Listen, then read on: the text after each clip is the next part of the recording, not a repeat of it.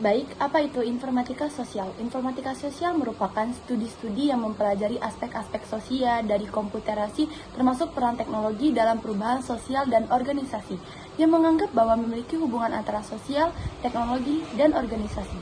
Dampak teknologi, informasi, dan komunikasi. Dampak positif yang pertama dapat berkomunikasi dengan orang lain tanpa harus bertemu. 2. Dapat melakukan video call dengan orang yang jauh. 3. Banyaknya aplikasi media sosial yang dapat menghubungkan orang-orang. 4. Dapat mengenal budaya luar hanya dengan teknologi dan informasi. Dampak negatifnya, pertama penyebaran informasi yang salah. 2. Kecanduan internet dan game. 3. Berkurangnya aktivitas dan interaksi sosial. 4. Potensi kejahatan yang dapat terjadi di mana saja. Baiklah, di sini saya akan menjelaskan sedikit mengenai dampak penggunaan teknologi dan informasi di masyarakat. Dampaknya ini terbagi atas dua ya teman-teman. Yang pertama dampak positif, yang kedua dampak negatif. Nah, di sini saya akan bagi lagi menjadi beberapa poin. Tapi saya persingkat saja jadi tidak saya jelaskan semuanya. Jadi dampak positifnya antara lain, 1. Menghubungkan orang di seluruh dunia. Yang kedua, menjadi sarana penyebaran informasi yang cepat. Yang ketiga, munculnya media sosial. Yang keempat, sarana berbagi file. Dan yang kelima, memajukan dunia pendidikan. Lantas, apa dampak negatifnya? Di sini saya bagi atas dua. Yang pertama, menurunkan semangat juang bagi sebagian orang. Dan yang kedua, memicu maraknya kejahatan atau cybercrime. Dampak positif dan negatif bidang teknologi pada politik. Yang pertama, dampak negatifnya adalah masyarakat semakin berani untuk menunjukkan rasa unjuk sehingga mengabaikan kepentingan bersama. Nah, yang kedua, munculnya gerakan terorisme dan radikalisme.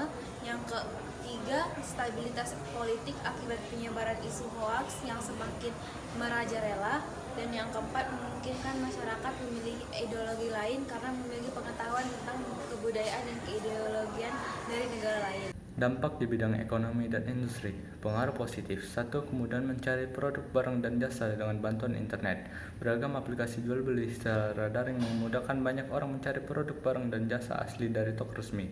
2. Berkembangnya transaksi non-tunai yang memudahkan proses jual beli. Saat ini sistem transaksi non-tunai lebih dipilih oleh banyak orang karena alasan keamanan dan kenyamanan. 3. Terbukanya banyak lapangan pekerjaan baru yang mengurangi tingkat pengangguran. Dengan berkembangnya iptek, banyak jenis pekerjaan baru yang dibutuhkan untuk mengikuti perkembangan zaman sehingga menekan angka pengangguran. 4. Terbentuknya kerjasama antar negara di dunia untuk mengembangkan perekonomian suatu negara. Globalisasi menyebabkan terbukanya kesadaran setiap negara bahwa kerjasama antar negara penting untuk dilakukan. Pengaruh negatif, berkembangnya perilaku hidup konsumtif dengan banyaknya impor yang tersedia dengan harga terjangkau di Indonesia dapat memicu terjadinya perilaku hidup konsumtif. Terjadinya persaingan bisnis, masuknya perusahaan dan bisnis luar negeri ke Indonesia dapat menimbulkan persaingan dalam bisnis lokal. Apabila jika lebih banyak orang menyukai produk luar daripada lokal buatan anak bangsa, kurangnya lapangan pekerjaan. Banyak jenis usaha yang digantikan oleh teknologi mesin di bidang tertentu. Ini dapat menyebabkan terjadinya pemutusan hubungan kerja untuk pekerjaan manusia. Pengaruh negatif kemajuan iptek di bidang sosial budaya, mencegah gaya hidup kompetitif dan selalu mengonsumsi barang-barang di luar negeri. Munculnya sifat hedonisme, yaitu kenikmatan pribadi dianggap sebagai suatu nilai hidup tertinggi. Munculnya sikap individualisme, yaitu sikap selalu mementingkan diri sendiri serta memandang orang lain itu tidak ada dan tidak bermakna, mengakibatkan kesengajaan sosial yang semakin tajam antara dan kaya dan miskin. Munculnya gejala nasi, yaitu gaya hidup yang selalu berorientasi pada budaya barat tanpa diseleksi terlebih dahulu.